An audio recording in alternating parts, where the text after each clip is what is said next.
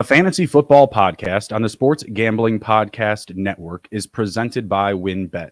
WynnBET is now live in Arizona, Colorado, Indiana, Louisiana, Michigan, New Jersey, New York, Tennessee, and Virginia. From boosted same-game parlays to live in-game odds, WynnBET has what you need to win. Sign up today and bet $100. Bet $100 and you'll get a $100 free bet at sportsgamblingpodcast.com/WynnBET. That's sportsgamblingpodcast.com/WYNNBET. State restrictions apply. And welcome in to the Fantasy Football Podcast presented by the Sports Gambling Podcast Network, the mothership. I am your host, Justin Bruni. Joining me as always is Mr. Andrew TD King Rob. How we doing, sir? Oh, I got you muted. One more time. I said I'm kind of bummed that fantasy's over, man. Redraft is done. Best ball is pretty much done. Now we can look forward to the best ball playoffs and move on to some other things. But it was a bummer, man. After Sunday night, realizing it's all over. So, I'm excited to get into reviewing. That kind of helps us next year prepare a little bit already. Mm-hmm. So yeah, man, I'm ready to dive into it. Yeah, I mean, I don't know about you, but I'm still waiting. My leagues, we're in limbo right now. After Monday night, and I'm still, going back and forth with all of it. It's really just down the last handful of days. Was up all night, on Monday night. Constantly refreshing, looking for updates on DeMar. Really grounds you when you see something like that. I feel like, and then. Today I was watching videos of other people collapsing in other sports. I'm like, what am I doing? You know what I mean? It's a very weird time for the NFL fantasy owners. So I'm hoping for some good news out of DeMar this week. It sounds like things are progressing and getting better. But while I agree, that game should have been canceled, I also, agree that it probably should be rescheduled given the ramifications around the league. Baltimore doesn't even need to play this week. You can give the Bengals 2 weeks off if you want. You know what I mean? So, and I know that they're still getting that game scheduled. The Bengals and Ravens game. So, but I am excited to get in some reviews. Some 1, 2, 3, 4, 5-star reviews for our fantasy players. We're going to be grading these guys, based off of we're reviewing a restaurant. Go to the Google, leave a review. Right? I was coaching some high school hockey earlier. Me and the referees, we weren't seeing eye to eye on a particular play. And he actually told me, he's like, hey, if you don't like it, you can leave a Google review. I was like, you can do that? It's like, I didn't know that was possible, but good line, bud. Good line. My player just got cross-checked in the throat, but I'm glad that you can, make a joke about it. That's fantastic. That's 10 out of 10, do not recommend, right? Oh, yeah, absolutely. I mean, he thought he was funny. The refs were buzzing for sure, but, our bench was a little more somber because, one of our guys is laying down on his back, getting checked out. But that's neither here nor there. In this episode, we are going to be covering quarterbacks. We're going to be reviewing quarterbacks from this season. Again, 1 through 5-star reviews. Obviously, there's going to be some guys that are absolute 5-star studs, right? Especially the top 5 guys from this season. But we're also going to be discussing their outlooks potentially for next season. What type of long-term asset they are, how their values can be increased or decreased going forward. So let's dive right in. The first guy up, fantasy point leader at the quarterback position this year, Patrick Mahomes. I think we can both agree 5-star performance this year, no? Yeah, definitely. Especially with losing Tyreek Hill, we were kind of uncertain as to what was going to happen with that. He was a big part of the offense, and I just had faith in Andy Reid, obviously, to figure it out, and figure it out he did. I mean, Patrick Mahomes obviously was leading by, I don't know what scoring you're using, but when I'm looking here, I mean, he was 20, 21, 22 points more than Josh Allen. Yeah, in my league, it's 31. But again, scoring is going to vary, pending, the yardage and things like that. He finished with 40 passing touchdowns, 4 rushing touchdowns, and 12 interceptions. So if he goes out there in week 18 and drops 4 passing touchdowns, he'll have a 4-1 TD ratio. Obviously, he's going to finish pretty close to that regardless. Very, very happy with what I got this year, especially, yeah, you're right, without Tyreek Hill. I had, Mahomes at probably about quarterback 2 this year because of Tyreek Hill's gone. Oh, they're losing their biggest deep threat weapon. Why would I have him still at number 1, after this year? My big, I guess, conversation piece for Patrick Mahomes is, going forward. Obviously, he still has all the skill set. He's young. He's got a long career ahead of him. But, Kelsey, his big target now, obviously Hill's gone. Kelsey's 33. I don't see him going anywhere. Even if they win the Super Bowl this year, I pretty well assume he's coming back. I would give him at bare minimum 1 to 2 more seasons still. But I think that this free agency period is going to be very interesting for potentially wide receivers and tight ends, or even a running back. Who knows? I mean, I feel like this team is going to be constantly looking for offensive weapons for Mahomes. He's their franchise. They have to kind of feed him, talent. I don't trust them, moving forward necessarily, say with like MVS, Kadarius Toney, and Sky Moore. You know what I mean? Like they got to get a name in there, and maybe it's not a huge name, but someone that's a live option on the field, right? Are there any particular names out of free agency or trade targets that you think that the Chiefs should be prioritizing or would fit well with this offense and Mahomes? Yeah, I think one guy that I don't think he's coming up for a new contract or anything is DeAndre Hopkins. I just heard a little rumblings of, he could potentially be on the block, because again, Kyler got hurt just recently, so he's not going to be back at the start of the season. Right. If the Cardinals decide that they're may not be contenders, he could potentially be on the move, so that would be extremely interesting to get DeAndre Hopkins in that offense. I mean, could Mahomes even be better? I mean, yeah, of course, like with DeAndre Hopkins, I mean, his ceiling would be so exponentially high, so that would be somebody that would be very interesting. But I'm looking at the upcoming 2023 free agents here, and there's a couple of guys that are interesting. Like, let's see here. Allen Lazard. I know that they just took MVS away from Green Bay, but I believe Allen Lazard's probably a better wide receiver than MVS. So that would be interesting. Also, a deep dive here, a guy that's a little older, Jarvis Landry, I think could be very good in that offense as well. Not a high yardage guy, but a guy that you could definitely rely on, on third downs, and a guy that has pretty good hands. So, just a couple of guys that are interesting. But honestly, like the free agency for wide receivers, it's not fantastic, but it's okay. I mean, there's the likes of Jacoby Myers. I think Juju's going to be up again. I think his deal is going to be over. I think they only took him for a 1-year deal, I believe. So they did. So yeah. So potentially they could just re-sign Juju as well. There's Darius Slayton, Marvin Jones, Mecole Hardman again. Already with the Chiefs. So there's not a ton of guys that are going to be available, but you never know. I mean, the Chiefs are willing to go out and spend some money and also make trades because they obviously know that they only have their core set of guys for so long. So maybe we see them just go make a really nice run at somebody that we don't even expect. So it's going to be very interesting. But yeah, I mean, I agree with you on the Kelsey thing. I don't think Kelsey's going anywhere. Even if they win the Super Bowl, I don't think he's going anywhere. No, I definitely think he's going to be around, but you need to get that guy in there to, continue to move the needle. I really like the DeAndre Hopkins take. I had a similar thought, but it was Devontae Adams, who is going to cost more, right? Like you're going to have to pay a pretty penny for either of those guys, but Devontae Adams is definitely going to cost a lot more given, what the Raiders, have spent on him, right? Yep. So either of those would be great options. The nice thing about the Chiefs is it's a great landing spot for anybody. Look at this is a great season for Juju after last year in Pittsburgh, right? So, yeah, I could definitely see them re-signing him. A couple other names, Darius Slayton, DJ Chark. I think that those guys would be very good fits in this offense. Slayton had a very nice bounce back year with the Giants. Great A-dot player, great downfield threat. I feel like that could fill a big need for them. And with who was the other name that I said? Sorry, DJ Chark. DJ Chark. Similar situation. Can open up the field.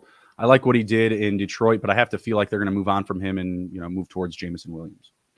Yeah, definitely. And again, we don't know what teams are kind of maybe packing it in. Like the Rams are interesting to me because if they lose McVay, if Stafford's not going to be there, do they really need to hold on to Kupp for super long? Could Kupp become available? One, yeah. I mean, could you imagine Kupp in this offense? I mean, good Lord, that would they do it? Like, you know what I mean though? Like I have to imagine they're if they trade Kupp, they're going to trade him to a team with better draft capital because they're going to want a lot of picks because they have no picks, right? Like I have to feel like that would be a taller order. Also at tight end, just a few notes: Mike Gesicki, Dalton Schultz, Evan Ingram. I think those are decent options.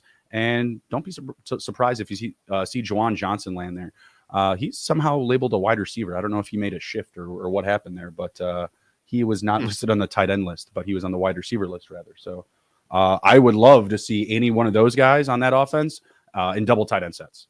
Gesicki, Schultz, Ingram. I mean, they don't necessarily fit, for, one receiving, one blocking. Those are all more offensively oriented tight ends. But I think what we saw this year with them pushing the ball downfield just a little bit less, I think those three guys would really fit into that mold.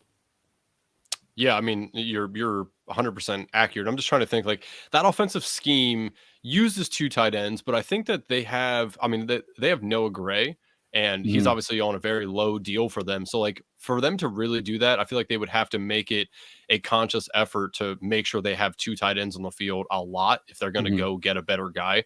So I'm yeah, I think that that could happen, but it would be interesting. I think that they would have to, definitely change up the scheme a little bit if they're going to go do that. Yeah, Dalton Schultz is still 26. I feel like that would be a really solid move for them, targeting him potentially in free agency. But also he could get tagged as well. So Yeah. all right, let's move on. Next up, we got Josh Allen doing it all. 32 passing touchdowns, 13 interceptions, rushing 746 yards and 7 rushing touchdowns, bringing him to 39 touchdowns and 13 interceptions. Obviously, this is with 16 and one quarter game played. We may get some more numbers from him, potentially 2 more starts. We'll see what happens there, but we got to be, again, 5 stars for Josh Allen here. We're not getting 2 off 5 stars out of the top 5 here. So another fantastic season from him. There was really no like down spots in his game. I felt like, I know that we were a little bit disappointed in Stephon Diggs down the stretch. So maybe not finding like, your A1 target down the stretch of the season, not so great. But I know all of us were. I think the interceptions part, he threw more interceptions this year. He started doing more Josh Allen things like, we saw when he first came in the league. Mhm. He was throwing interceptions in the red zone a little bit more. So that was a little concerning. But I mean, yeah, outside of that, you're 100% correct. Yeah, I'm not too worried about the interceptions. I feel like those are going to come and go. Like, this year, I not to get too far ahead, but Jalen Hurts, very low amount of interceptions. It's just a number that, you don't necessarily take into account their passing accuracy because obviously Allen is super accurate. There's just so many things that can cause an interception, tip balls and stuff like that. Right. Your strength of schedule, if you're just, especially like in that division, when you're getting the Jets and the Patriots, their defenses have been more revamped in the past couple of years. So just a few other factors to take in mind there. Get a quick question from the chat. We got Drew saying, who are you taking in dynasty leagues, Watson or T-Law? Loved the progression from Trevor Lawrence this year. That's where I'm going to go, just a higher trust factor. He looked like the prospect that we thought he was supposed to be this season. So I'm going to go with him for sure. Yeah, I agree too. And don't forget, they have Calvin Ridley. They traded for Calvin Ridley. He's sitting there waiting to come in. So yeah, this offense is going to be even better next year, I think. So yeah, I would take Trevor Lawrence as well. I don't see the upside unless the Browns make another good move for like another wide receiver. Deshaun obviously can move around, and we didn't get to really see what he's going to be able to do. But I mean, even so, I would much rather have Trevor Lawrence. Yeah, absolutely. And like you said, you're getting the upgrade in the weapons. That receiving core is going to be Christian Kirk, Calvin Ridley, and Zay Jones. 3 names that have been buzzing the last couple of seasons. Yeah, and that's even not saying that they're going to draft somebody as well. I mean, they could potentially do that because I'm not sure how long they have Christian Kirk or Zay Jones for as well. But yeah, I mean, so they could even go and draft like a guy on like a day 2, day 3 guy. So it's going to be very interesting. But yeah, I would much rather have Lawrence. Speaking of kind of, dynasty comps, who would you rather have right now, Mahomes or Allen? You're looking at like passing upside versus, passing upside with rushing upside. But obviously the passing upside is a little bit lower for Allen. Oh, man. If it's 4-point for passing touchdowns, I think I'd rather have Allen due to the fact that he's going to run more than Mahomes. If it's 6-point, I'll take Mahomes. Yeah. No, that makes very good sense. I guess I'll go with the same answer. I wasn't, considering the scoring format, but no, that makes sense. I like that. I like Mahomes more because of the passing upside, and I don't play in 4-point quarterback leagues or 4-point quarterback touchdown leagues, so it's not something I'm really close to or exposed to. In fact, now that I think of it, I don't think I ever have. Mahomes can still run, man. He's got only 58 rushing attempts, but 329 rushing yards. That's about half on Josh Allen's amount. Josh Allen went for 115 on attempts for 746. It's kind of on par, honestly. It's just that you're not going to see QB designed runs set up for Mahomes, right? So 100%. If you have any sort of, rushing premium scoring in your league, I would say Allen would be the answer there as well. Yeah. Hey, before we move on, just trivia question for you. Do you know which quarterback has the highest average points per game, and do you know what they are roughly? I don't know what it is. I would assume it's Jalen Hurts on a per game basis. It is Jalen Hurts. Do you happen to just take a guess? How many points on average do you think he was scoring? Again, and this is per format, but I'm just regular 6 point for passing touchdown. Everything regular. No additional bonuses. He's not the GOAT, by the way. He's the king, the TD king. Hey, look, that's Daryl. That's my buddy Daryl. That's Daryl. That's who we did. That's who we did the draft day 2 for. Oh, that's awesome. That's fucking awesome. Nice. I love it. What's up, Daryl? That's sweet, dude. That was awesome. I was up late watching. I was up at 5 a.m. Yeah. Man, what a long night. I can only imagine. I don't know what the number is. I'm gonna say, somewhere between 25 and 27 points. You 100%. Yeah, it was 26.7 points per game. That's pretty damn good. What do I win? Yeah.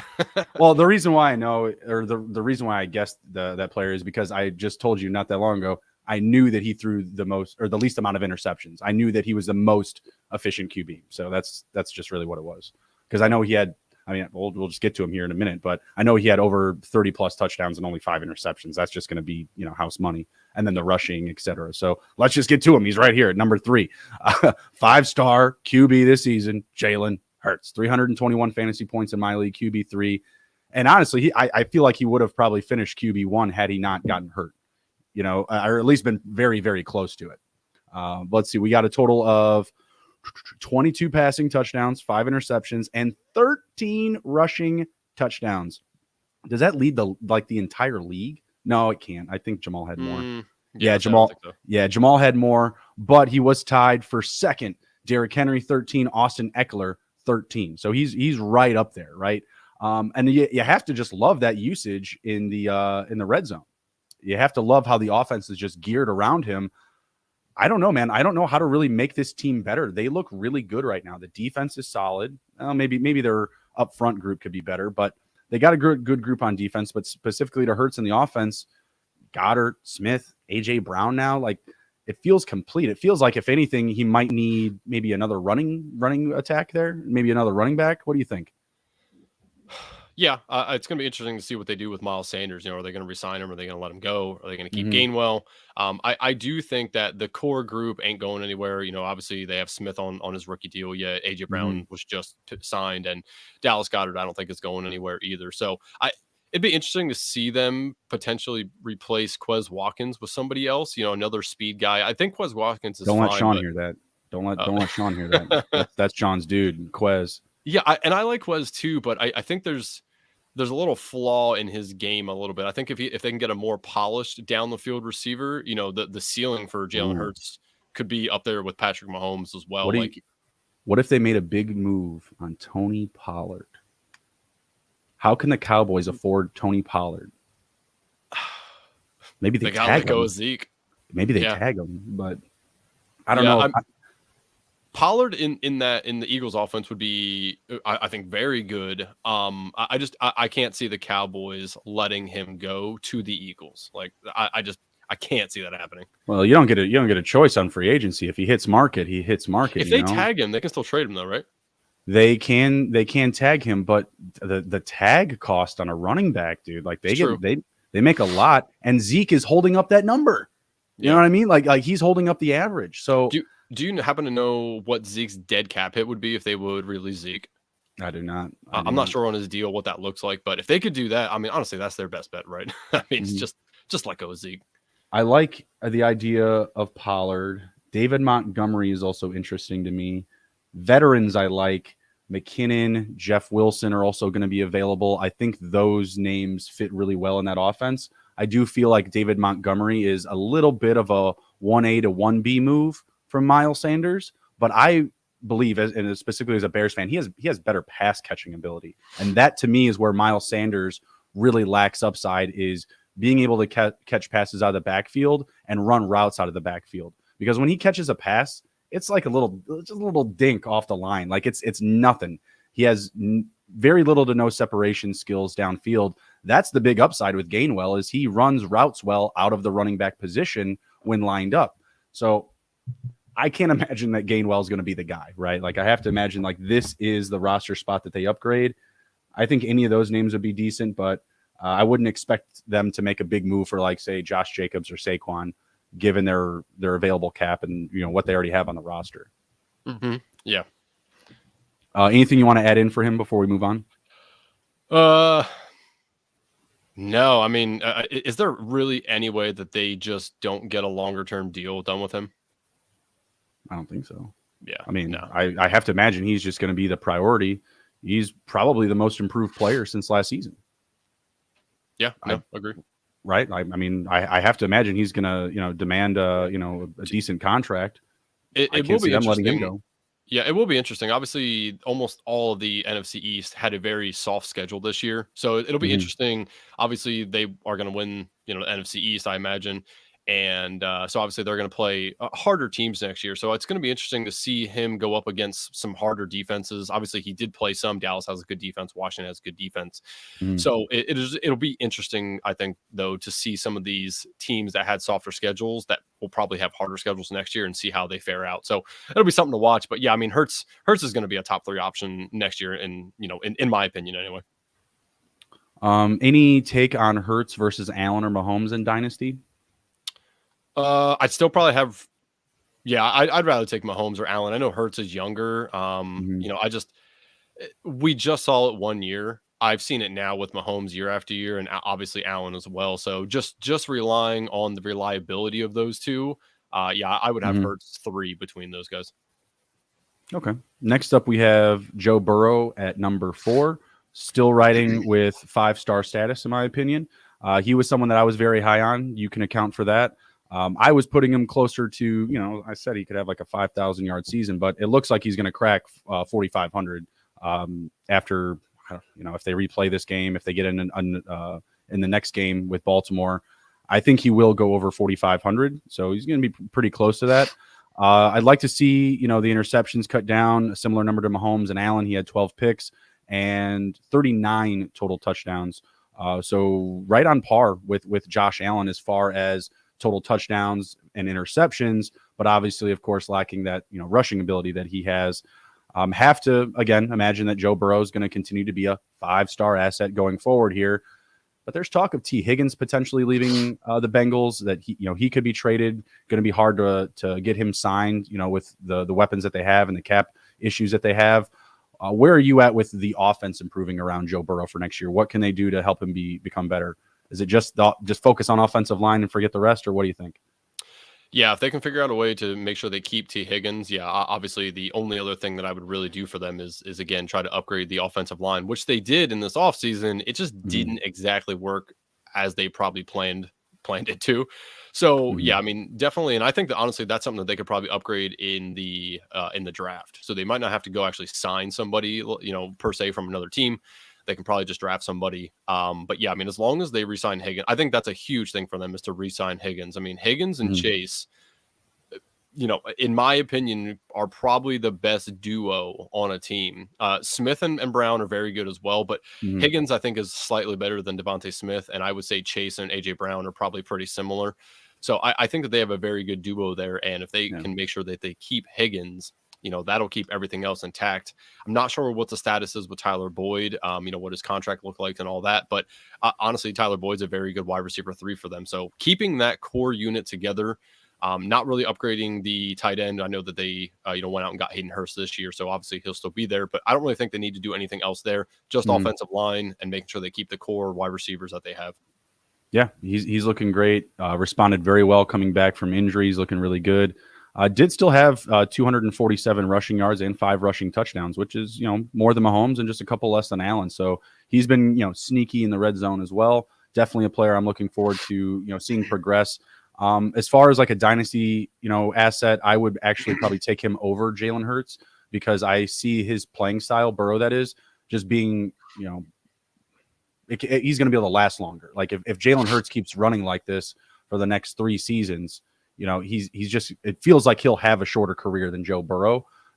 Quarterbacks can play. I mean, we've seen what Tom Brady can do. He's playing into his 40s, right? So I'm not saying that, Burrow, Mahomes, or Allen are going to do that, but I think it is more likely that they do, just based off of their playing style. Allen is just so big. I have to imagine he as well at some point will stop running and just start passing more. But for the meantime, I would still have those guys still ahead of him. But I think, it's pretty straightforward still. I would have, Allen, Mahomes kind of battling it 1 and 2, and then Burrow, and then probably, Hurts or Trevor Lawrence after that. Any disagreement there or any restacking of that? No, just to play devil's advocate, though, you were saying about his playing style. If we take that into consideration, then Josh Allen might take a hit as well because that dude's taken some massive hits. Yeah. Now he's a bigger guy, so I think his Mhm. body's built to withstand some of those hits a little better. But man, he just takes some serious. He essentially throws caution out the wind, Yeah. out the window when he goes and runs. He's trying to leap. He over lays you the and boom. run. Yeah, He doesn't wait for contact. He goes and makes the contact. Yeah. So, just devil's advocate. Mhm. We would also have to ding Josh Allen in that. I try not to look at that because honestly, you're just trying to look for upside when you're taking dynasty guys and taking redraft quarterbacks. Right. You're just looking for upside, trying to not think about injury. But it is in the back of our mind, obviously, Hurts, Allen, Lamar Jackson, those guys can Mhm. potentially have a shelf life that's not as long as some of these, pocket passers. So, yeah, it's definitely Right. something to consider. But I would Burrow and Hurts are very, very, very close for me. If I was doing a redraft right now, I'm Mhm. not sure which one I would take, but they're very similar. Personally, I would still go Burrow over Hurts, and a big reason why, like if I'm actually in a draft, I'll probably get him at better value. People hype up the running QBs a lot, and I'm not going to say it's like irresponsible because I was not a huge advocate for Hurts this season. He was still in my top 10 for quarterbacks and rankings, but he wasn't in the top 5. I think I had him at like 7 or 8 or something like that. Because he can be an exciting player, but some people say, "Oh, give me the running quarterback," I hesitate a little bit more. I.e., I took Lamar Jackson this year. It can turn out very similar. And even Jalen Hurts in his own right. He was your fantasy quarterback this year. You may have spent a lot of stock on him. You didn't get to use him for the fantasy playoffs. He was someone that got you there, but didn't finish for you. Kind of similar like Tua Tagovailoa, someone who else I wasn't high on, but he had a great season, but didn't bring it home in fantasy playoffs. Yep. All right, next up, unfortunately, I'm cutting off the 5 stars here. I'm at Geno Smith. I love you, Geno Smith, but I don't know if I can say, it's going to be he's a 5-star asset going forward. It was a great season, but he was also someone that let us down in the fantasy playoffs. Last week, he had a decent game. He had 2 passing touchdowns, but in weeks 15 and 16, very crucial weeks, those are your bye weeks for the top team, and then, playing to get into the semifinals. He had 2 passing touchdowns in 2 weeks and 1 interception, and he didn't go over 250 yards in either of those games. So, yeah, another guy that got you there, but didn't sign the check before he left. I will give him a 4-star season. I will say, oh, yeah, I enjoyed my meal, but dessert wasn't very good. So I give him 4 stars, solid year, 29 passing touchdowns, 9 interceptions, and just 1 rushing touchdown. So 30 TDs to 9 interceptions, pretty much a 3-to-1 ratio there. That's pretty solid. But Andrew, are you buying it to happen again?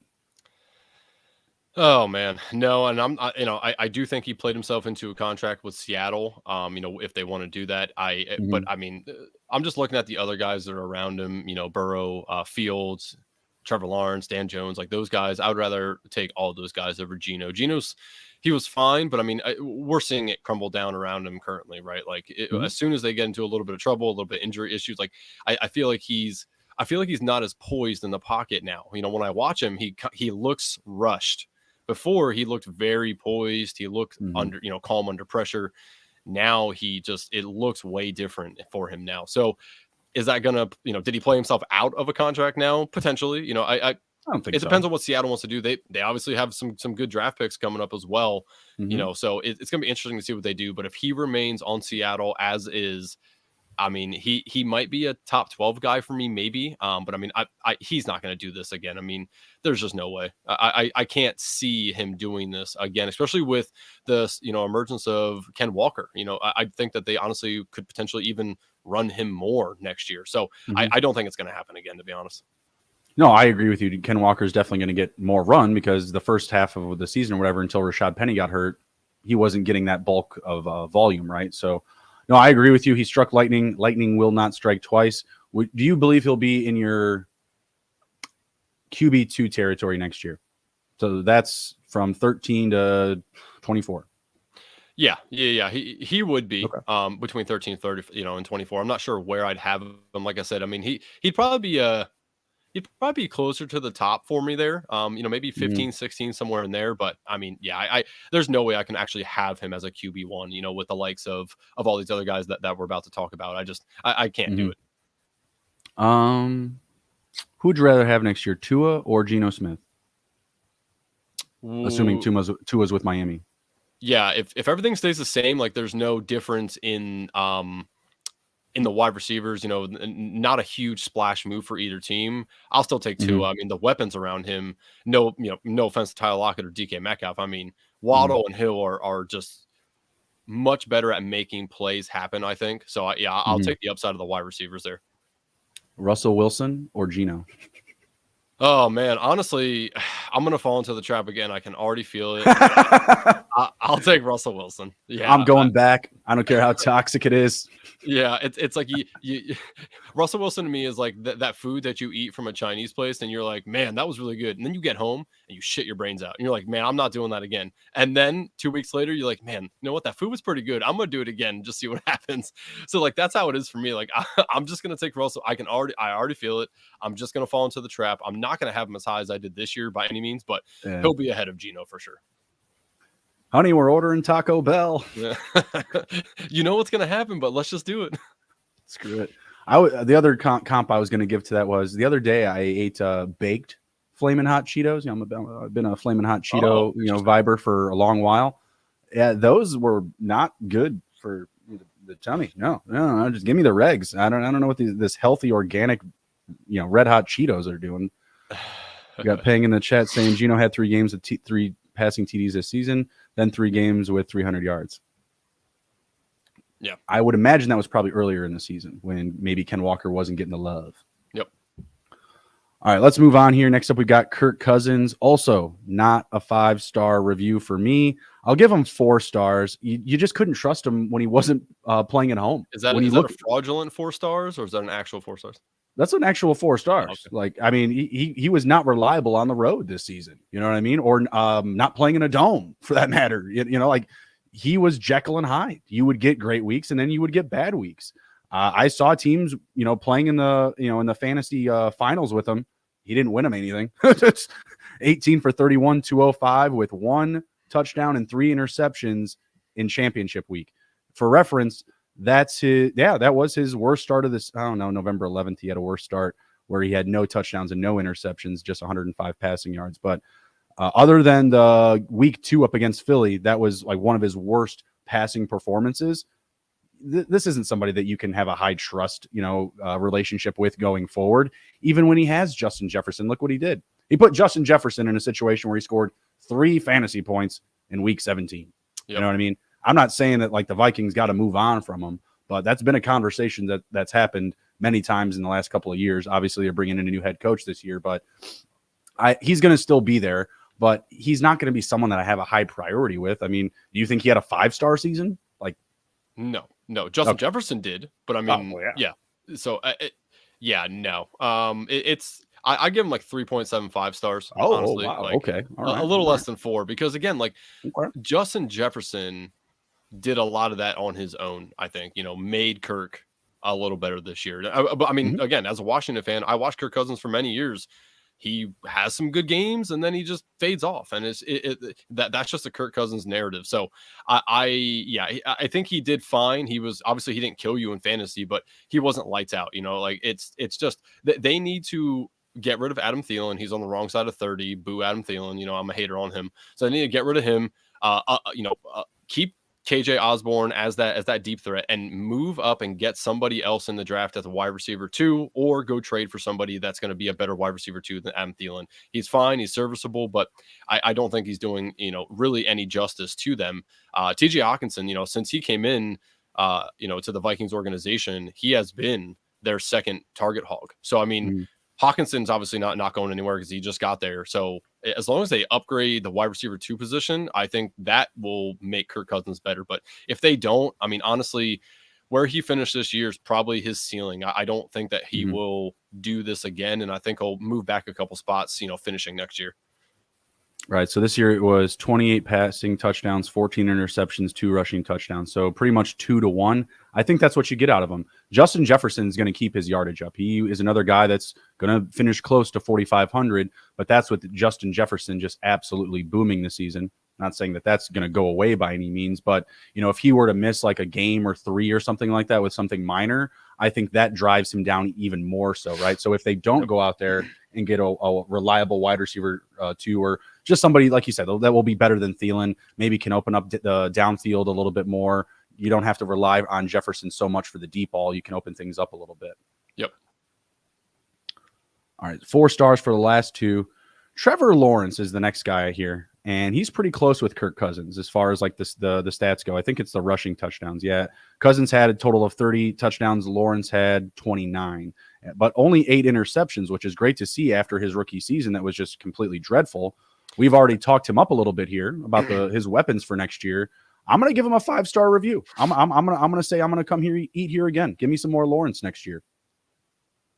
Yeah, I'll give him a 4.5. Obviously, coaching made a world of difference for him. Going from trash Urban Myers to Doug P. I mean, it's a big upgrade. Obviously, we saw what Doug P. did in Philadelphia, so it's massive upgrade at coaching advantage there. And I mean, he just performed a lot better. As the season went on, he looked more and more comfortable in the offense. So I think next year the sky's the limit for this team, especially with, as we said, Calvin Ridley coming into the fold as well. So if they can keep the guys that they have, obviously Evan Ingram, I mean, all of a sudden, just out of nowhere, started having these massive games. If he can even keep a semblance of that next year, again, like Trevor Lawrence, he'll be probably ranked as I would say probably 9, 8, somewhere in there for me, but have the upside to be in the top 5. I mean, again, like Travis Etienne is a really good running back, but he's not one of those guys that you can give a shit ton of work to and have him not get injured, I think. So I think that they are going to have to probably throw the ball as much, if not a little bit more next year. And Travis Etienne is good at catching the ball as well, which obviously helps Trevor Lawrence. So we'll see what happens with that. But yeah, I mean, Trevor Lawrence, man, just massive upgrade between last year and this year. And I give the credit to, or a lot of the credit to the coaching staff. They really coached him up this year and showed what he should have been doing last year. I just also thought the run game was very good for them. There was a very good balance of attack. Even when James Robinson was still there, like his first couple of games were really good. Like he was scoring, so much so that I even traded for him in one league until that whole thing came crumbling down. But they have reliable pieces for next year, even if they don't get Evan Ingram back. Imagine if they were able to end up with Dalton Schultz and then they got him, Zay, Calvin, and Kirk together. Like that'd be amazing. And plus ETN, I imagine you probably sign more of like a veteran presence running back. Maybe even they wind up with Miles Sanders behind him, because you don't like these guys and like JaMychal Hasty, Snoop Connor was there. I know they drafted him recently, but I don't think that those are going to be pieces that you'll rely on, because this team, they're going to be looking to take the division the next couple of years. The way things are looking, Tennessee doesn't look very good right now. Houston, they didn't take a step forward like we thought they would. So I'm really interested to see what they do. And Trevor Lawrence, I agree with you. He absolutely has that top 5 level potential for next season.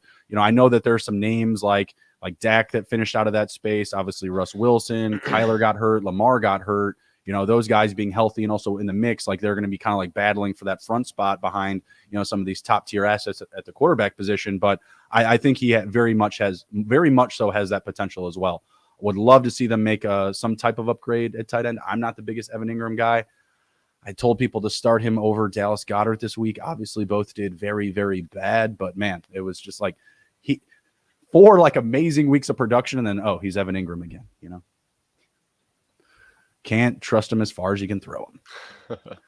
All right, next up we've got Mr. Jared Gopher entering the top 10 discussion. Never thought we'd be saying that. 29 passing touchdowns, 7 interceptions, and 4,200 passing yards. What's your grade on him this year? What's your review? I give a 3.75. I think he's one of those guys that performed well in the offense, but he doesn't really make guys better. That's kind of something I look for in quarterbacks as well, is do they make the guys around them better? I don't think Jared Goff does that. But he has some really good weapons. I mean, DeAndre Swift, very good. If they just use him a little bit damn more, I don't know what's going A on little with the bit. whole splits and the like. Yeah. And again, Jamal Williams is great around the goal line and all that, but I mean, give Swift more work, man. This dude's shifty. I mean, obviously you have the sun god Amron. You know, he's fantastic. I mean, that dude's target share is just impeccable. It's awesome. So again, Trevor Lawrence, or I'm sorry, Jared Goff, very good in the offense. You know, was serviceable for them. I think he stays next year as well. But he just doesn't make people better around him. People make him better. So, you know, again, 3.75 I think is fair for him. 3.5 somewhere in there. He'll be outside my top 12 next year again. But I do think that he's a very good quarterback too to have on the bench. I mean, again, they're going to be in some good spots. And yeah, I mean, I think he was fine. You know, he just doesn't make players better around him. No, I agree with that. That's a very good take. It wasn't necessarily the sentiment that I was thinking. It was just that he was above average this year, and we've seen him play above average. In redraft, he's not a guy that I'm going back to the well in next year. I imagine DJ Shark will leave. We're going to see Jamison Williams take a step forward, but when you have like a new receiver, you know, getting a lot more volume, you could see Goff revert back to like the gunslinger mode and start turning the ball over a little bit more. If you got a target like Jamison Williams going downfield. People have compared him to being like the next Justin Jefferson. We'll see what we get out of him, but even if he was like, you know, a minute part of what Jefferson can do, it just means he's going to be a downfield threat. And I don't like Goff throwing the ball down the field with high frequency. I will give him a 4-star review based off of his performance last year to this year. Anytime someone improves that much, I think we need to appreciate it. So again, I may not eat here again, but you know, my food is pretty decent. Yeah. Well, yeah, and I'm also interested to see if, obviously, if Goff is there next year, what happens with Jamison Williams. Obviously, we've only seen a little bit of him. You know, he's hurt all year long from the injury he sustained in college. So we'll see what goes on with that. But I mean, if him and Goff can have a good connection down the field, you know, I think that obviously upgrades Goff's ceiling due to the fact of Jamison Williams obviously is a very good route runner and he can get down the field pretty quickly. So if Goff, if Goff can throw the ball downfield accurately, then I think obviously he will be able to finish higher than probably a majority of us are going to have him projected. So that's another key asset here. Yeah, I also just don't like the lack of rushing upside. You're going to have a guy like Justin Fields going in the top 10 next year. We got another name behind him that we're going to be talking about that rushes a lot. I just don't believe he'll have that priority early in drafts, right? I do believe in Dynasty, he's a quarterback asset that I would be willing to obtain on the low. You know, if you don't have to give up too much for him, I don't think it's a bad idea to throw out some feelers if you're really hurting at quarterback. You know, if you're about to have some turnover in the upcoming years, you know, if you're rostering guys like Brady or Stafford or Rodgers, I feel very comfortable getting off of those guys and an affordable pick to get on somebody like Goff for sure. Yeah. Next up, we have Justin Fields. He had 17 passing touchdowns, 8 rushing touchdowns, putting him at 25 total with 11 interceptions. Nice 2-to-1 ratio. Not what he was working with last year. I think it was the other way around, more like 8 and 17 going the other way. Mm-hmm. So, of course, we love the improvement from him. I'm a Bears fan. I can't get away giving him less than 5 stars. I mean, dude, he rushed for 1,143 yards this season. I mean, what is he, 64 yards short, right, of the record? Yeah, and they're going to sit him next week. And they're going to sit him. Yep, I know. I feel bad for him. I mean, it is what it is. I mean, you're looking at him being literally a top 10 rusher in the league. You know what I mean? Yeah, but I mean, get him out there, let him get the record. Just let him run like 10, 12 plays, whatever, and then just get him the hell out of the game. Let him get the damn record. I mean, what if he gets hurt? Records are health. I mean, if we blow our load on him getting this record next week, right? He gets it. He plays 2 more plays and gets hurt. Who's going to sign with us in free agency? You know what I mean? Like that's our go-to card right now is, hey, have you met our quarterback? You know what I mean? Like, excuse me. That's going to be what we're pitching in every wide receiver free agent, you know, with whatever conversation with agents, players. I'm not sure if you guys have saw, but we've got a pretty good situation at quarterback right now. How would you like to come play with Justin Fields? You know what I mean? And I'm not saying everybody's going to be banging down the Bears' door to get a spot on their roster, but this is a team that's going to look to upgrade. He finished top 10 this year. I have to imagine he's going to be close to the same mark. Shout out to Sean with SGPN who put him at quarterback 7. We were talking him up in the preseason, and I was like, man, I love the take. I absolutely love it as a Bears fan, but I just can't see it. And his whole take was he's going to run. Bears are going to be bad. He's going to run. And look what he did. He did exactly that. So you have to like him going forward. Definitely. Key free agents that you think would fit well in this run heavy, run first offense. Man, specifically receiver or tight end. Again, like receiver, there's not a whole lot out there in free agency. So a name I'll throw out there because I really like this one is Saquon Barkley and Jacoby Myers. Excuse me. I'm looking at Saquon's name on the sheet here, and I'm thinking Jacoby Myers in my head. Yeah, I mean, Jacoby Myers is serviceable. Yeah, I mean, it's not somebody who's like amazing. It's not like jaw dropping. Like, oh my god, I'm glad they got him. Like he'd be fine there. Again, like not sure what's gonna happen with Lazard. I think Green Bay's probably gonna try to just keep him. Honestly, I mean, especially with Watson and Dubs there. So, but that'd be somebody as well. Like I think Lazard's I think Lazard's a little underrated. I think he could be helpful in the offense. But a guy, honestly, that might be really good for them as a gadget guy is Mecole Hardman. Hardman. Yeah. I mean, again, like not a flashy guy, but a guy that has some speed to him that could help. And again, like he's probably a decent fit in the slot. Mooney on the outside slot, and then obviously you guys, still have Claypool as well. So I think he'd be interesting. I mean, there's not a lot. Here I'll throw out some names that as a fan, you let me know if any of these guys tickle your fancy. Noah Brown, Dallas Cowboys. Yeah, he needs to go to a pass heavy team like the Chiefs. He would be a good supplement for Hardman or MVS. Mac Hollins. No. It's not worth it, like someone like that. Again, he's a player that needs to be in a high volume offense. He wouldn't be prioritized with us. Yeah, Marvin Jones, good veteran leadership. That's a football move, not a fantasy ideal move.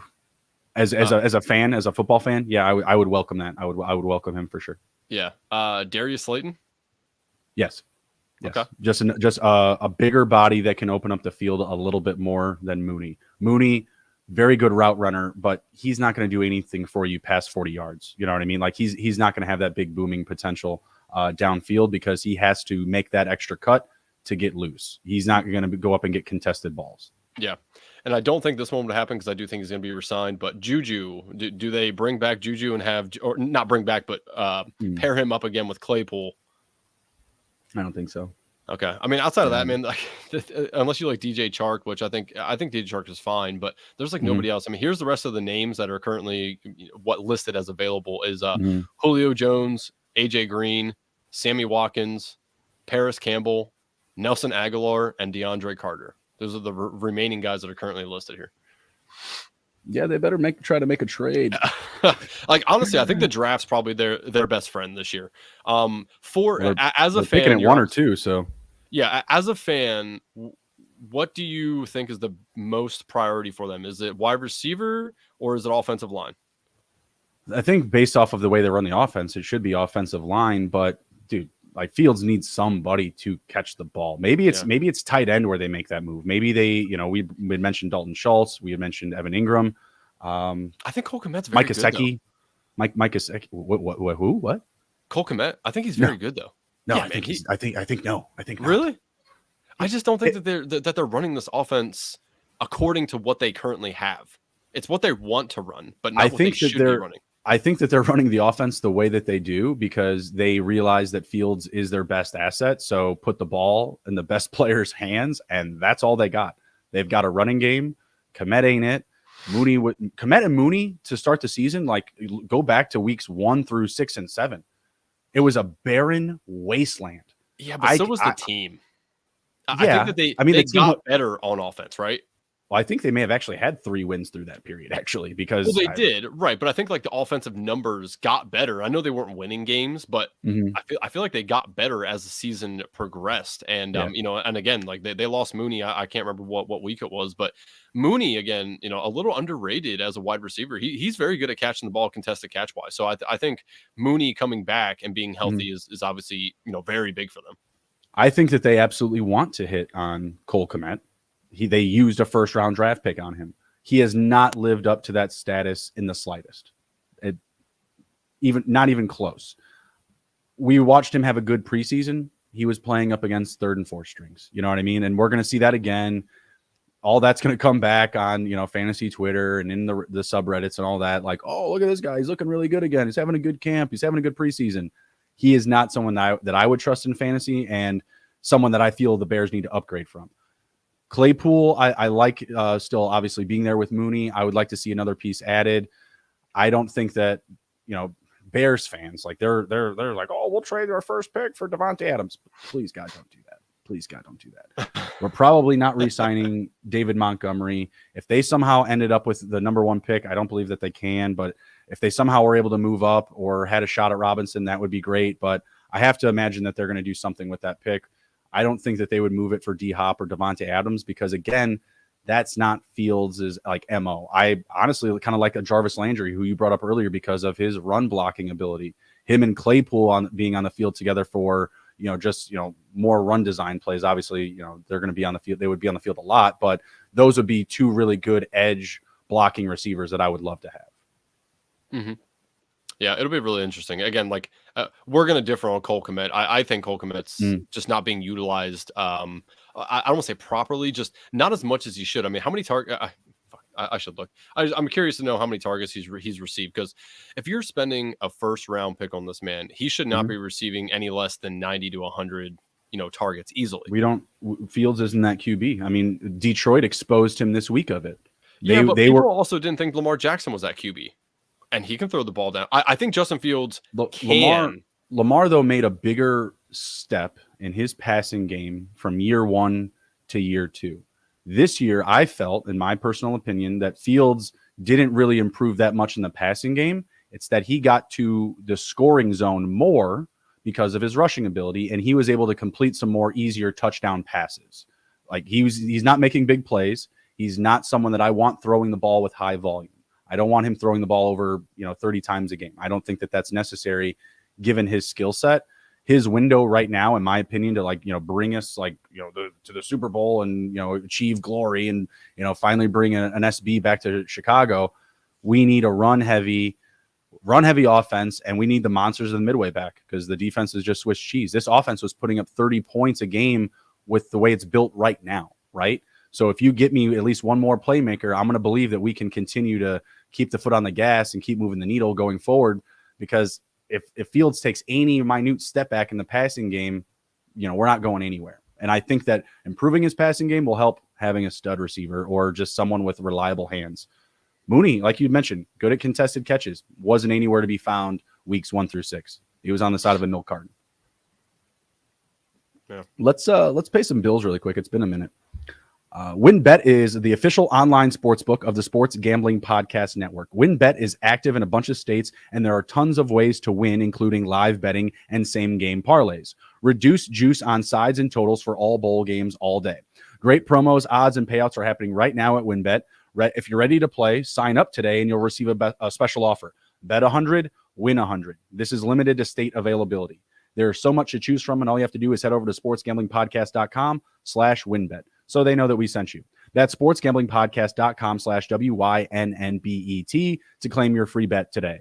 Offer subject to change. Terms and conditions at wynnbet.com. Must be 21 or older and present in the state where playthrough WynnBET is available. If you or someone you know has a gambling problem, please call 1-800-522-4700. Underdog Fantasy. We're brought to you by Underdog Fantasy. At Underdog, this season never ends. Right now, you can play their weekly Battle Royale games or even draft your playoff best ball teams. They also have a ton of daily games for NBA and NHL. Plus, when you use promo code SGPN at UnderdogFantasy.com, you get a 100% deposit match up to $100. That's Underdog Fantasy promo code SGPN. Which we obviously do bring out weekly Battle Royale articles as well. I know that's going to end, but obviously, there's a lot of content on there that we do. The other thing is, obviously, everyone go to the SGPN merch store. The nice new mini helmets are in. They are shipping. Super cool. Look at that logo. Nice little Let It Ride on the back. Nice little touch by Jake there. So, yeah, these are super cool. Free shipping if you order right now with just the helmet. I think they're $59.99. So, yeah, go in there. Grab that. Ton of cool merch. But yeah, man, this thing's going to be sitting here pretty shortly on a nice little shelf. So pretty cool little helmet. They're sturdy as hell too. Throw it against the wall. Prove it. I'm just kidding. No, those are awesome. I got to give me one. Yeah, they're super cool.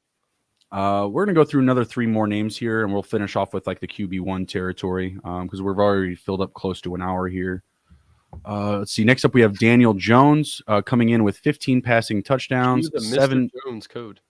Yeah, right. 15 passing touchdowns, 7 rushing touchdowns, and 700 rushing yards, and 3,200 passing yards. It's not booming, but it's efficient. And I don't know if I'll have him in the top 15 conversation. I think that they would need to make a sizable upgrade for me to be really interested in him next year, because what's going to happen if they lose Saquon somehow? You know, he's going to take a huge hit. Yes, definitely. I don't think they let Saquon go. I really. Oh, don't. you don't? No. So are they going to tag him? I think they're going to try to work out a friendly long-term deal if possible. Honestly, I think Saquon's happy with Brian Daboll. Like, I really do. He seems, as a guy who watched him at Penn State and a big fan of Saquon, like, I can just see it in his face. It looks like he's having fun. It looks like he likes working with Daboll. And honestly, Dan Jones has been serviceable for him. He's fine. You know, like it. I think that they get a friendly long-term deal done. If not, I think they probably franchise tag him 1 year and see what happens.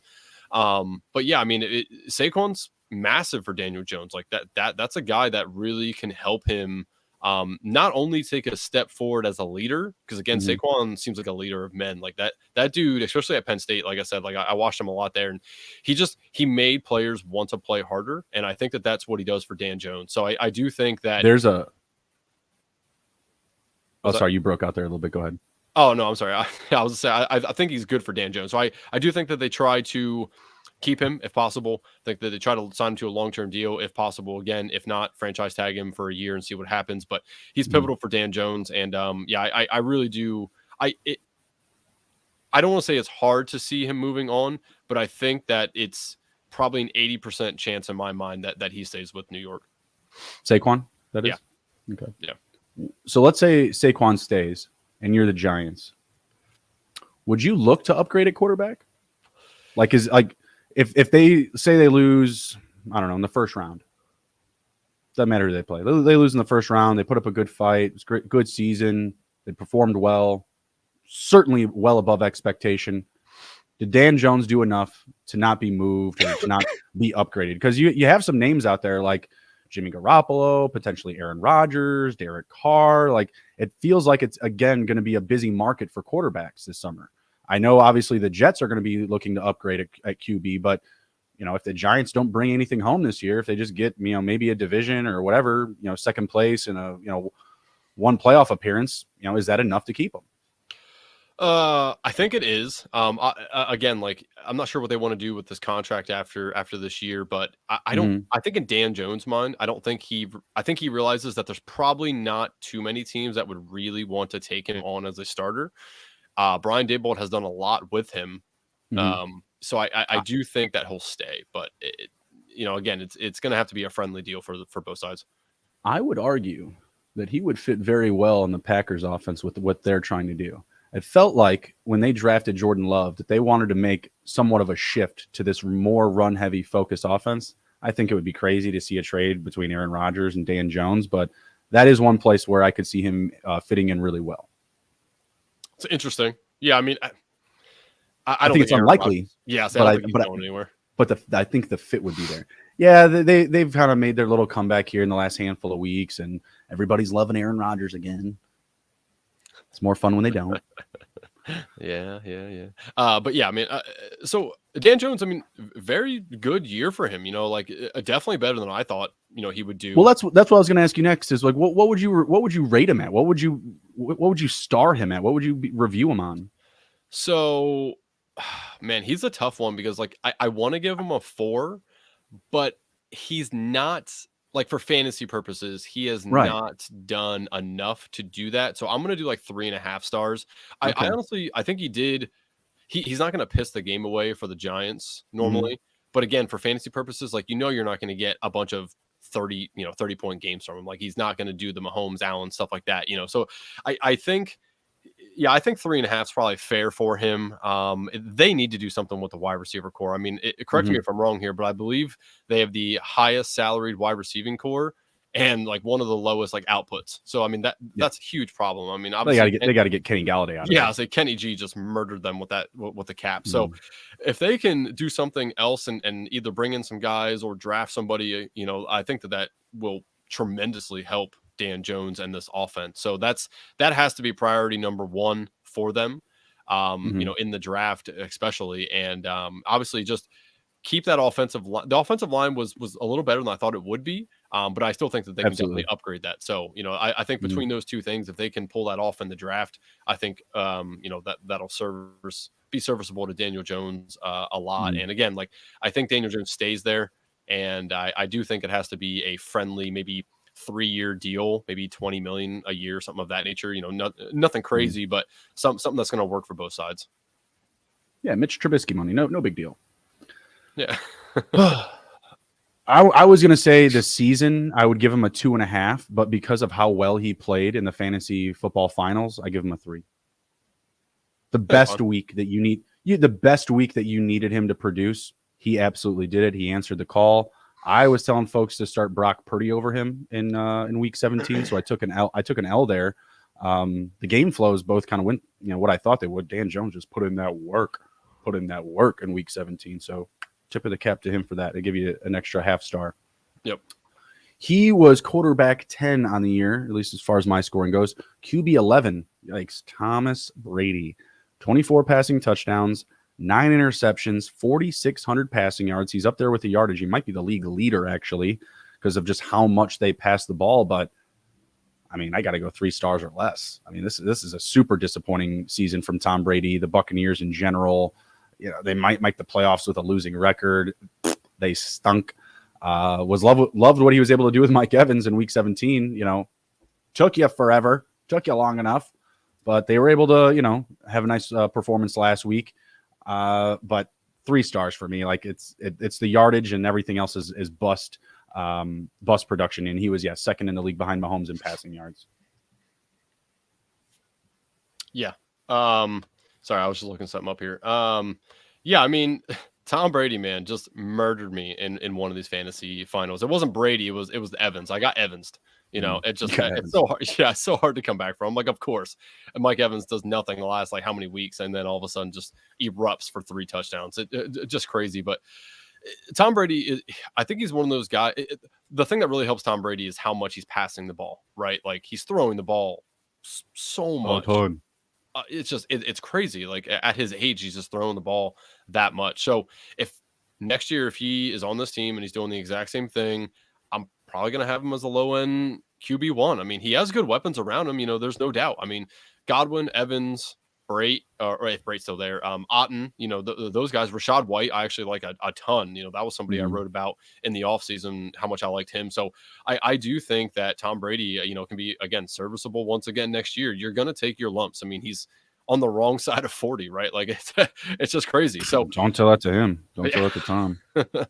So it is crazy, but yeah, I mean, he's probably going to be a low end quarterback 1 for me. And I mean, you're just going to have to realize that you're going to have these really good games and just going to have some really bad games. Like he seems like a boomer bust quarterback almost. Like he's either just going to go lights out for you, or he's going to have the day where he throws 2 interceptions and 1 touchdown, and you're just like, fuck, I got this guy on my team. Like, so, but I mean, for this year, I'll give him a 3.5. He did pretty well overall. And again, as you're saying, in the championship, I mean, just how many points? I think he had like 45 points. I think I saw it was his best week of the season. And that's why I was going to say, like, I'm going to do a similar grade from Dan Jones. I'm going to go 2.5, and then I'm going to give him the half star for the production in the fantasy football finals, because he was Tom Brady last week. He looked the part. The defense definitely helped them out with a couple of short field situations, but they should have been doing that all season anyways. They're supposed to have a good defense, damn it. But really quick, there's all this talk. Tom might walk, right? If he goes to the Raiders, if he goes to, I can't imagine he goes to the Jets. That would be crazy. Trying to think of somewhere else. San Francisco. Washington. What did you say?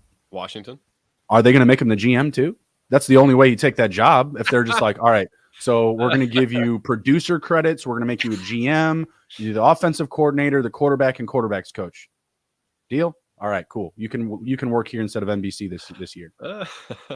I don't know how else you're going to make that happen. He's going to be like, is Randy Moss coming out of retirement to play with me? Yes, he is. You're welcome. Does Ron Rivera still have to coach? No, he's fired. Who would you God. like? Yeah, please fire him. Jesus Christ. I'm sorry, man. I mean, we don't need to get into that too much, but that was just that week 17. Oh my God. Come on now. You want to talk about just adding to my ultimate bummed out weekend? Like just starting went 3 interceptions.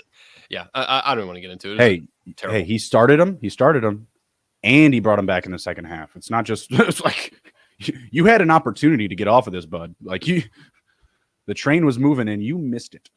Sorry. And it sucks because I was always a big Ron Rivera fan. He's originated in Chicago, monsters of the Midway defense, and then I was always cheering for him in Carolina. I was always banging the Ron Rivera drum.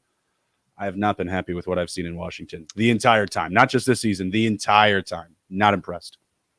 Yeah, he really ruined it. This week just with the whole Wentz and not starting Heineke and way to not read the room, right? Like he did not read the locker room very well with that start. So we'll see. But I think Ron Rivera's on the way out, especially with Dan Snyder selling the team. I do think that he's going to be on the way out. All right, next up, our last guy here, and then we're going to head out. Been a long one and a good one. Justin Herbert finished his QB 12. Disappointing. It's super disappointing. Being drafted as a top 3 quarterback this year, behind the top guys in Mahomes and Allen. I felt like it was more, he didn't have Keenan healthy. Mike Williams took his turn getting hurt, and then Eckler was just the dude. Eckler was on God mode this season. Shout out to Eckler, though, man. A lot of people need to care about fantasy a little bit more, and that dude cares about fantasy a shit ton. Oh, yeah. And I mean, shout out to him, man. That's awesome. And that's somebody we should try to get on the podcast. He does his own podcast, so it'd be really cool to get him on and talk a little bit fantasy. But we'll get our publicist on it. He's one of my favorite players by far, currently, just because of how much he loves and cares about fantasy football. Like, do they have to care about it? No, but it's awesome that they do, right? Like, he understands, how important it is to people, and it's just cool to see him talk about it, be about it. And I mean, he's even doing, I think it's Trophy Smack, I think, that he's doing like promos for and stuff. Like, it's awesome. He goes on lots of shows. Shout out Triple Play Fantasy. I know they've had him on, I think, a few times. Like they're always cutting it up with him. I think they share like a weightlifting background or coaching background or something like that. So he gets on people's pods and stuff. I wouldn't be surprised if we could maybe make a move there. Yeah, so shout out Eckler. Oh, absolutely. But Justin Herbert, 2.5 stars. I'm sorry. Like, he fell down the chart, not enough passing touchdowns. The yardage is there, but he just didn't finish for us. And what fantasy finals? Nothing. Well, he had 2 passing touchdowns, which was much better than the weeks prior. But yeah, in the playoffs, he was just bad. 2.39 in week 15, 0.77 in week 16. I really don't have many nice things to say about him this year.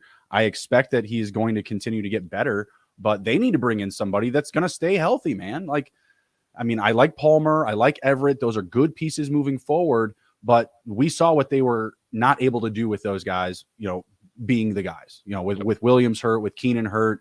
They can't be your priority offense, and you're not going to, to tackle this division, right? My goodness, you still got Russ and Mahomes there. It's going to be tough still going forward. So I mean, Mike Williams, I believe, is a free agent this year actually as well. So if they somehow don't bring him back, that's going to be a big issue because Keenan was gone for most of this season. If they get any type of, replication of that next season, I'm not going to be in love with Herbert. We're going to be selling a lot of him in Dynasty. I feel like if you start getting this, type of production again, rolling into another year, I know he's a top 12 quarterback, but really let us down. Yeah, it was super disappointing. As a guy who had Herbert in 2 leagues, just so disappointing. And he's one of those guys that you really can't not start, right? Like, he has a good ceiling, potentially. So it's so hard to not start him, but it's just super disappointing. Now, some of that is Austin Eckler being so awesome. I mean, Austin Eckler had how many touchdowns over the last 4 weeks that could have easily went Herbert's way, passing touchdowns and stuff. It just didn't. So I don't want to hold it too much against him. I'm still going to have him as a quarterback 1 next year, but it's just so disappointing this year with the weapons around him and what he could have done. It just sucks that they kept getting injured. I think Keenan Allen's obviously on the wrong side of the rock now, right? He's He's up there in age too. I think he maybe has one, maybe two more decent years out of him. We'll see what happens with Mike Williams as well. But Mike Williams, man, can't land on his feet. Like that was my biggest thing in the offseason when we were talking about Mike Williams. Everyone was on him, and I'm like, man, I just can't get behind it. Like this dude gets injured too much. He just it's like he makes these acrobatic catches and forgets that he has feet to land on. He just lands on his back and his butt and just gets hurt. And so we'll see what happens with that. But I do expect them to make either a move or get a decent ranked wide receiver in the draft.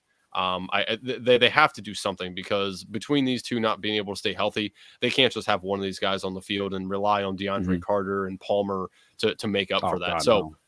So we'll see what happens. But yeah, man, I mean, I agree with you. 2.5 stars. It just sucks because, like, honestly, he's not a 2.5 star quarterback. He just didn't do it this year, and I heard people talking about, like, is he actually a good quarterback? I think he is. Like, he has pretty good vision. He has a fucking cannon for an arm, right? Like, so I think he's a good quarterback. It's just the coaching staff as well, I think, does not do him justice. I'm not a fan of Staley, to be honest.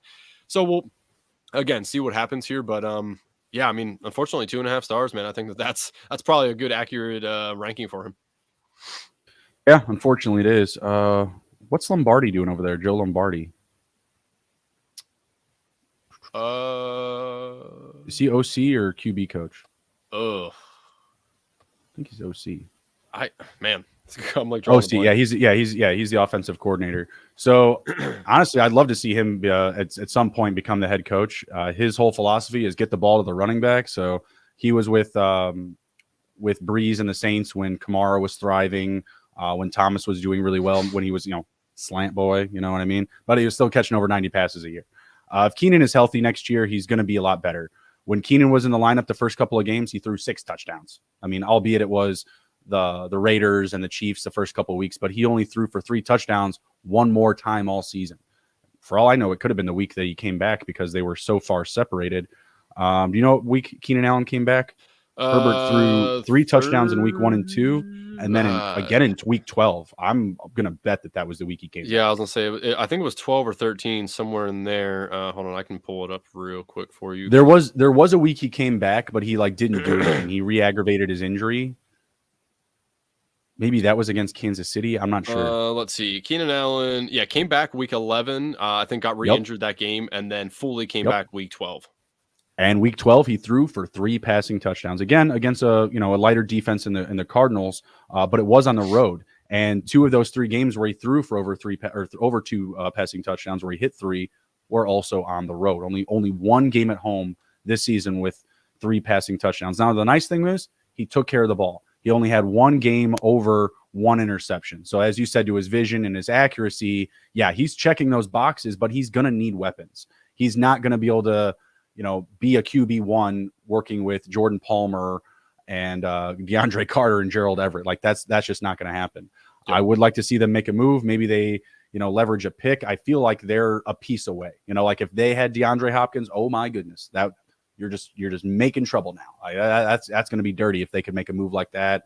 I don't think that they would be able to make a division move for Devontae Adams. That's just not going to happen. No. Yeah, that wouldn't play out. But yeah, I think if they make an upgrade, we might be able to put Herbert back into this, like top 5, top 6 conversation. But the way it's shaking out right now, like who would you rather have, let's say in a dynasty startup? Well, let's just do redraft actually, because I feel like Herbert's still the answer there. Justin Fields or Herbert for next season? 6-point or 4-point? 6. Herbert. Okay. Yeah. I mean, that's fair. I mean, 4-point, it's Fields all day. Okay. All right. That's fair. That's fair. I would still probably lean Fields right now, the way things have shooken up because of the rushing upside. You're not seeing, anything from Herbert on the rushing side of things. 52 attempts, 148 yards. Those are quick little scrambles. Those aren't anything. I mean, Joe Burrow's got a higher rushing upside than that. You know what I mean? Patrick Mahomes is running a fair amount. Herbert is that prototypical rocket arm pocket QB. So let's put some weapons around the pocket. That's what we need. Yeah, no. I agree with you there. And again, like he's one of those guys that has to run organically, like when he feels necessary. They're not pulling out the quarterback runs by any means. Yeah. No, there's no designed runs for him whatsoever unless you're sneaking, and that's not a run, that's a sneak. So right. Before we get out of here, let me ask you a quick question. So before the season, made a bet on Dak Prescott to throw the most interceptions in the league. Currently, right now, going into the last week of the season, Prescott, Cousins, and Derek Carr. Obviously, Derek Carr's not going to play, but Cousins and Prescott are tied with 14. Do I have a chance that Prescott can throw more interceptions than Cousins this week? And this plays out plus 5,000, by the way. Well, Kirk is in Chicago and Dak is in DC. You tell me, buddy. I'm the Chicago fan. You're the DC fan. So, yeah, I mean, Dak has a better shot. I think it is Dak, and I don't want to say that because I have the bet, but I do think that that's probably the better shot. You know, he's been throwing a lot recently, so I'm just praying that Cousins throws none, and Prescott can just throw one. I mean, yeah. So what happens if there's a tie? Is that a cash? I don't know. It does not say. I looked and it doesn't say. So I'm assuming they're going to pay it out because again, he would be leading the league. He just would be tied for the league. So I think it'll pass out. You know, as long as Cousins doesn't go have a primetime Cousins game where he throws for like 2 or 3 picks. I think it'll pay out. But that's something I have a heavy watch on this week when I'm watching the game is just come on, Dak, throw an interception. Well, I firmly believe, you know, the Bears are folding this week. All right. We're starting Nathan Peterman. All right. Shout out Nate Peterman. Exactly. He's gonna keep Kirk Cousins and the Vikings on the field quite a bit. So take that however you want to interpret it. If he's gonna potentially have more opportunities for picks or he's just gonna put up a bunch of stats. You know, I don't think that they need to play for anything, the Vikings, do they? I think it depends on what happens with the Eagles, but I think they play at the same time. Let's see, 12-4, 13-3. So yeah, they need to win it if they want to try and get the bye. Yes. And who do the Eagles play? The Eagles play the Giants. And remember, it's all divisional games. Yeah, nice. That's a good little mix there because you got Minshew going up against the Giants, interdivision. I like it. What? No, Jalen Hurts is playing. No. Oh, Jalen Hurts is playing? Yeah, I'm almost positive. Yeah. Oh, okay. I didn't get the get the memo. I guess. Yeah, I'm pretty sure Hurts is, or at least Sirianni came out and said that Hurts is most likely going to play. So unless there's a setback this week, I think Hurts is going to get in there because again, that bye is very crucial for them, especially with Hurts not being 100%. Right. So I think that they're. I think ultimately, I think he hopes that they get up a decent amount that they can pull Hurts a little bit and put Minshew in there just to finish the game. But we'll see. Just shout out to everybody. I mean, they're playing for the bye though. So yeah. I mean, I gotta imagine you just play the game out.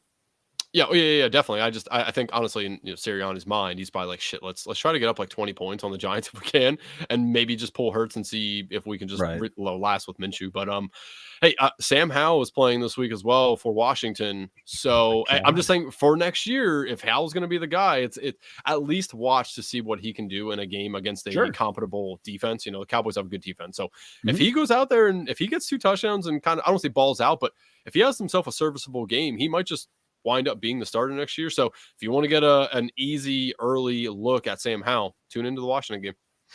Poor Heineke. Oh, dude, I know. I feel bad for him. I really do. And they were going to name him the starter. He went and talked to Rivera and said, no, put Sam Howell in. Let's see what we got with the kid. Like, shout out to Heineke for doing that because I'm sure he really wants to play, but he should have played last week was the thing. Oh, yeah. Fuck you, Ron.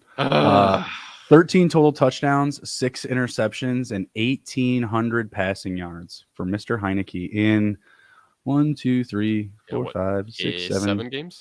9 games. 9 games. His last game played, he finished 13 for 18 with 2 passing touchdowns and interception. I don't know if he was hurt or what happened, but that makes sense. The legend of Heineke will always live in my heart. This was set up inside the stadium for that playoff game where they played Tom Brady and they almost beat Tom Brady.